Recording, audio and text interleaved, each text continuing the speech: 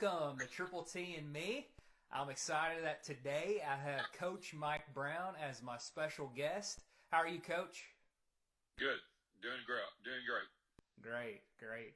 I was blessed to be Coach Brown's manager for 2 years in high school. I was his manager my junior and senior year at Crawford County High School. I enjoyed being your manager, Coach. Well, I'll tell you, the same. You kind of set the standard. Um, the guys that I have managing for me now, I mention your name a lot as far as being efficient and on time and working hard and having a little bit of, where you just come in and do things on your own and you don't have to be told every day. So it was, we both had fun doing it, and it was great having you as a manager for sure.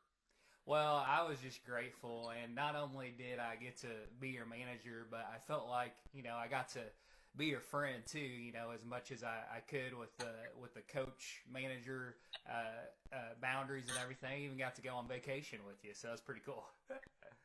Yeah, we just we're talking about that the other day. About this is the time of year that we would be on spring break, and we had kind of planned on going, of course, and didn't, because of everything that's going on. But we had some interesting times on spring breaks with Triple T, there's no doubt.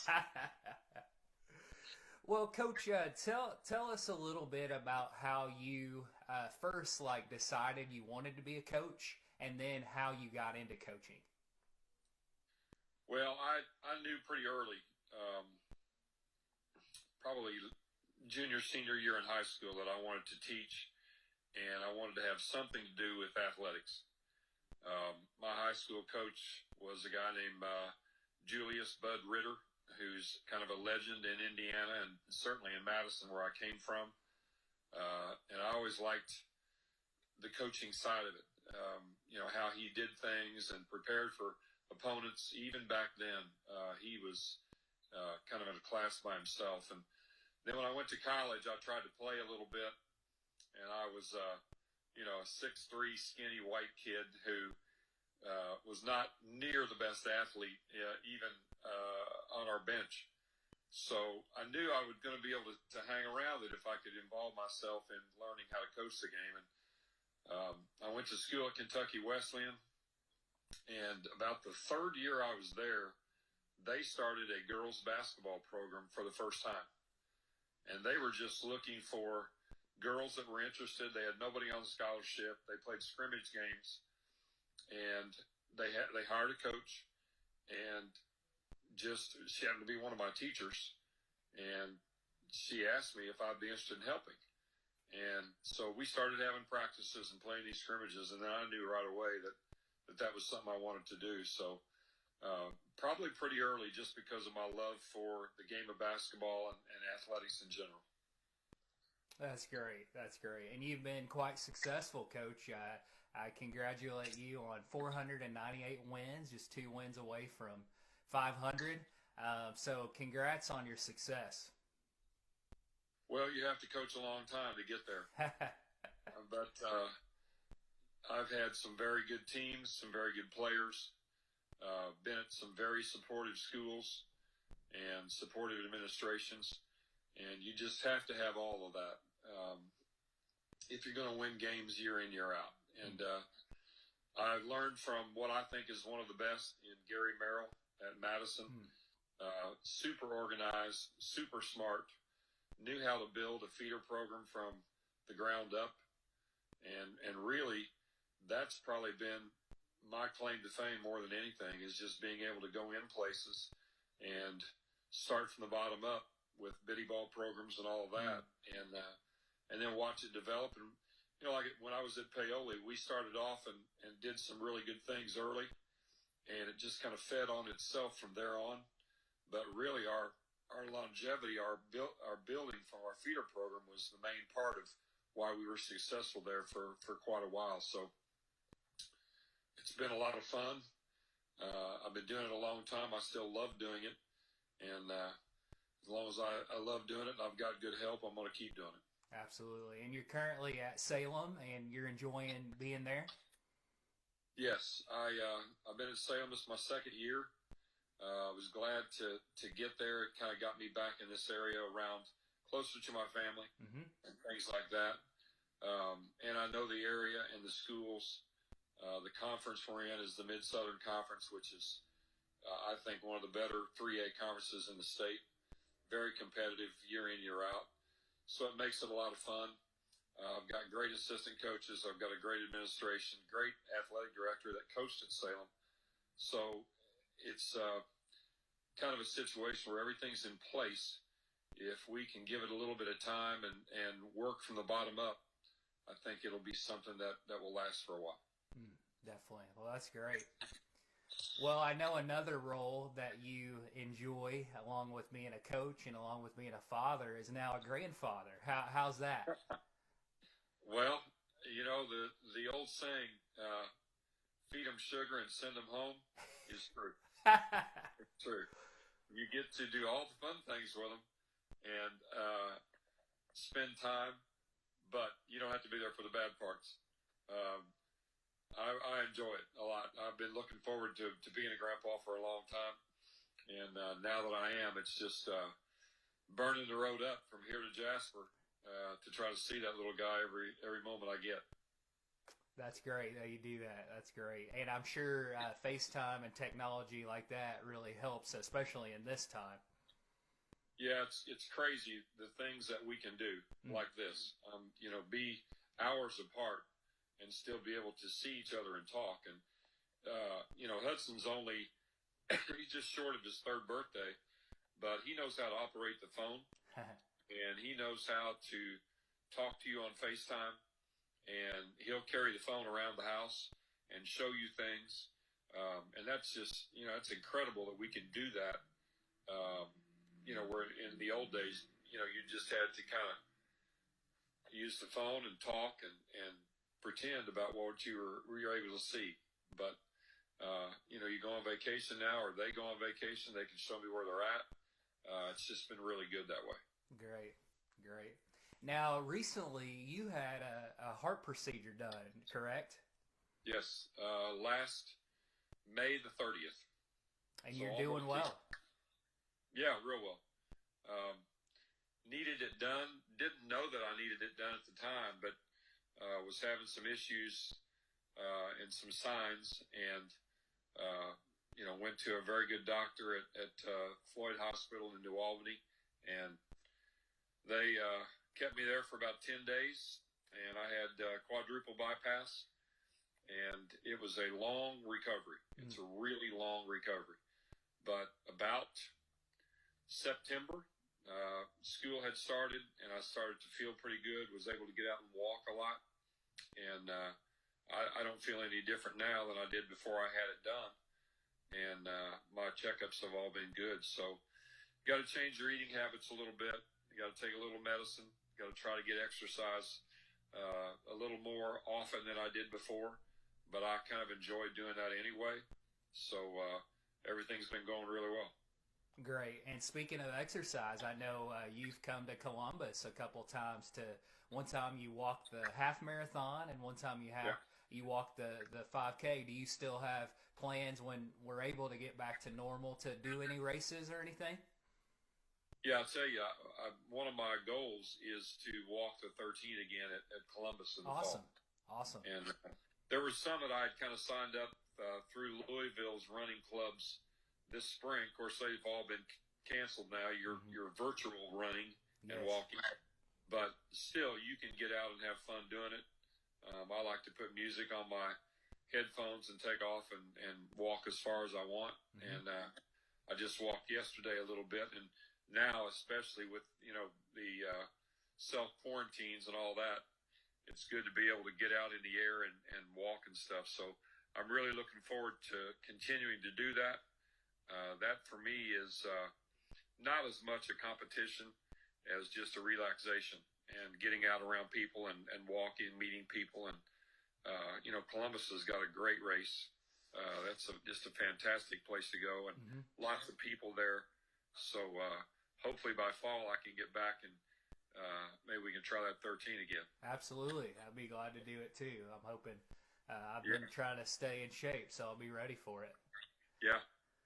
I know something I always enjoy seeing you do is when you are on a break, you make a point to go to different colleges to watch the practices of the teams. Like I know you went up north, and then you go down to just really anywhere, and you tell them you want to come and watch practice, and you've had some pretty neat experiences with doing that. Are there any coaches that you've gotten to know that's like highlights of those trips that you can share with us? Yeah, I tell you, my first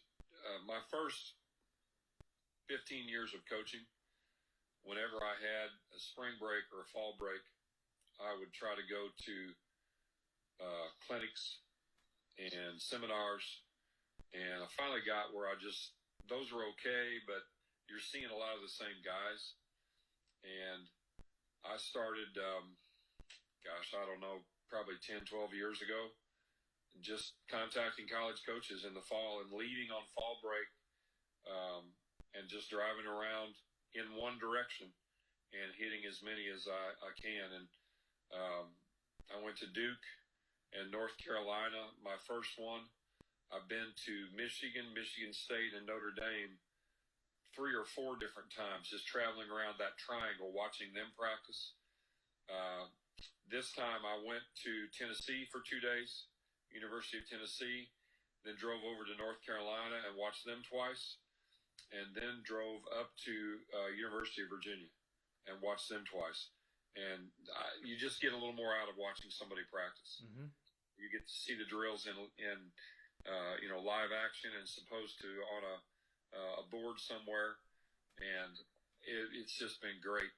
Probably the best 2 or 3 guys would be Coach Beilein at Michigan. Mm-hmm. Was just outstanding. I went from Michigan State where there's a lot of yelling, good yelling. I mean, just good coach, obviously, but Coach Izzo is he's old school for sure.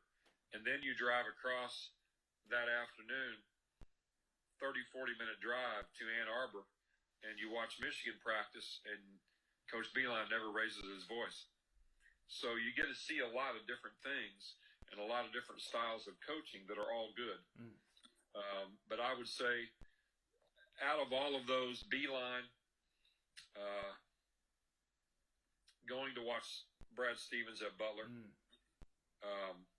and then meeting Coach Bennett at Virginia this fall. Just outstanding people, coaches, knowledge of the game. You go into University of Virginia, which is just an outstanding place, beautiful campus. They just won the national championship. I didn't even know if I'd be able to thank the guy for letting me come there. And he comes over and talks for 20, 30 minutes, invites us back in his office to talk basketball. I mean, just what you see with him is what you get. Wow. He is no different. So you meet a lot of really good people. I've gotten to know Coach Barnes at Tennessee a little bit, and it's just been really good for me to add to my knowledge of the game, but also see how people do things and how they interact with people. So it's been great. That's great. I remember one coach, I can't remember who it was, but you went to the practice, and then afterwards they're like, hey, my coaching staff and I are going to go to Buffalo Wild Wings and watch some basketball. You want to go with us? Do you remember that? Yeah, that was at Tennessee. Okay. Yeah. Just, most of those guys you would think are very guarded, and don't get around guys that come and visit practice much, but it's just the opposite. I mean, most of those guys were high school coaches. They'd come up through the ranks for the most part, and they really appreciate the fact that someone wants to watch them do their thing. And that's probably been the most surprising thing is all the coaches that I have gone to watch practice have just been outstanding at spending time with you and making you feel like you're welcome. Mm-hmm. That's great. Now, Coach, I don't expect you to remember this, but I was trying to think when I first met you. And actually, I think I first met you when I was playing baseball in middle school. I think your son Griffin was playing on Paoli's team, and it was just during the warm-ups when I was throwing the ball, and I don't know if I saw a girl and got sidetracked, but I got bumped in the lip with the ball, and then I was on the ground, and I think you came over. I was kind of out of it, obviously, but it busted my lip good. That's why my lip's kind of fat over here because I had to get stitches. But you came over and looked at it and was like, yeah, I think he's going to have to get stitches. And then I had to leave and I got stitches. And then I think I decided to hang it up with baseball. But do you remember that at all? I remember exactly what you're talking about, but until right now, I didn't know that was you. That was me. And I don't think when I was preparing to talk with you today, I was trying to think of when I first met you, and I'd heard about you because you're a well-known coach in our area, but I never really met you until then, and I was like, well, what an introduction. But I never wanted to bring that up because I didn't know you well then, and didn't want you to think I was a goofball, even though I couldn't avoid that anyway. But that's when I first remember actually meeting you. You were bleeding. Yes. It was bad. And I remember my mom had to take me to Paoli to the hospital, and the quickest way to Paoli, of course, is Balling Road from Marengo. So I remember just taking that like a NASCAR racer and be like, I'm sorry, honey, I'm trying to get there. But yeah, that's when I remember first meeting you. Wow. That's been a little while. Yes. Those little league days were unreal. They really were.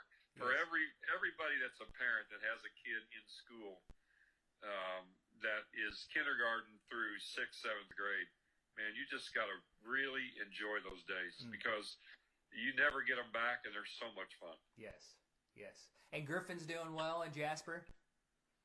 He is. He works in the bank down there at Springs Valley Bank and Trust. Lives about a block from his work, and really likes where he's at. And there's a lot of nice towns and areas in Indiana, and I really feel like Jasper is one of the better ones. I mean, it's just a really nice place to live. So they're lucky. They're doing well, and he likes his job. And when you got that little guy to come home to, that makes it a pretty good day. Absolutely, and he's got a wedding coming up, right? It does. It is May the 30th. They're going to go to Florida. We're hoping all this passes. Yes.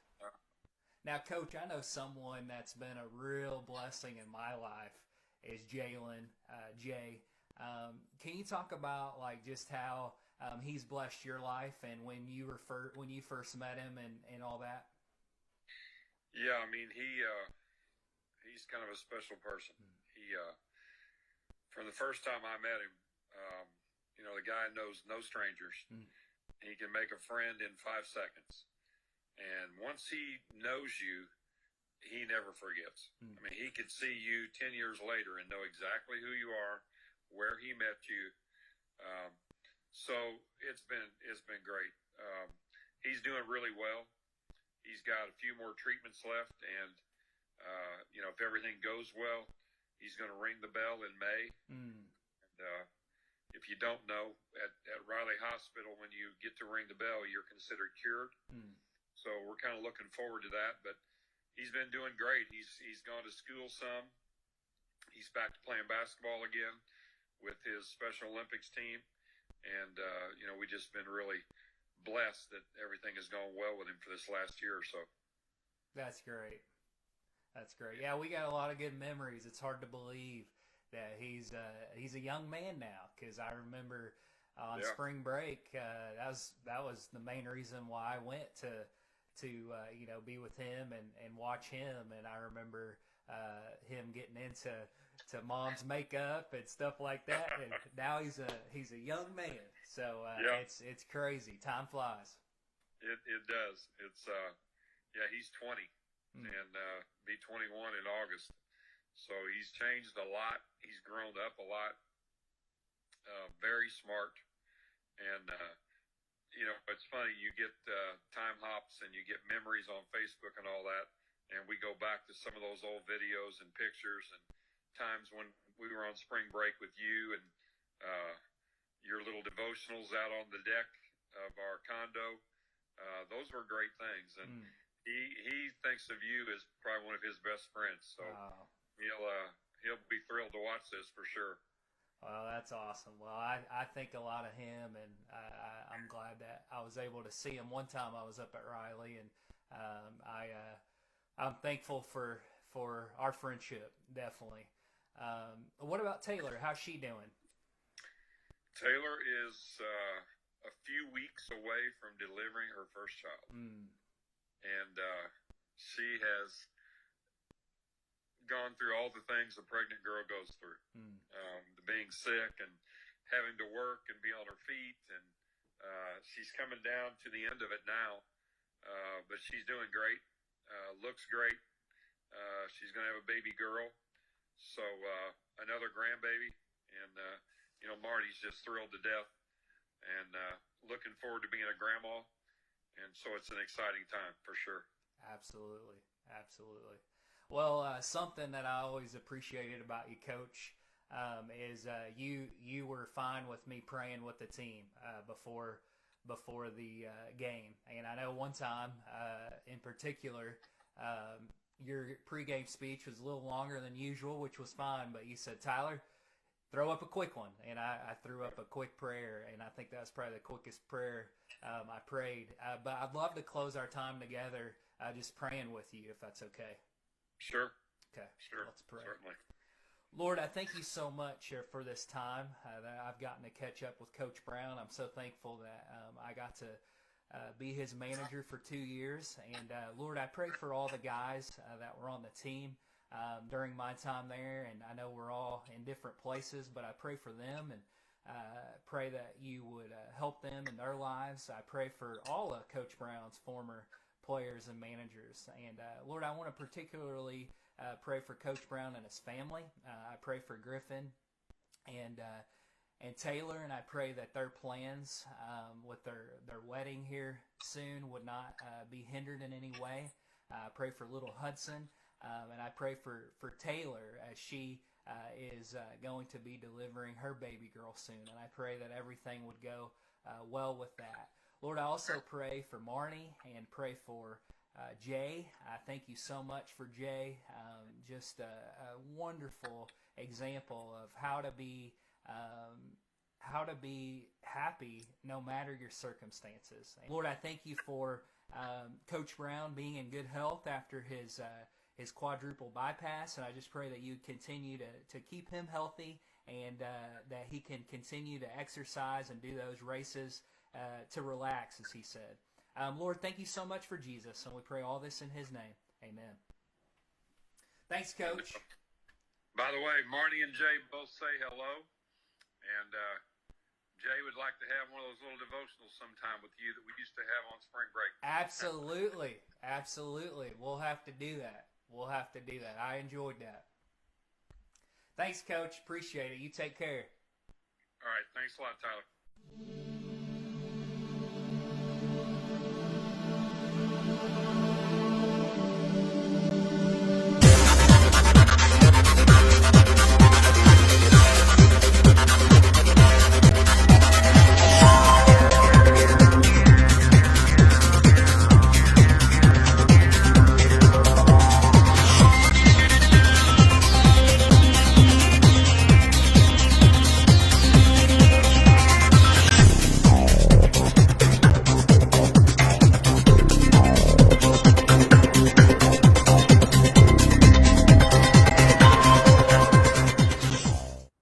So great to catch up with Coach Brown.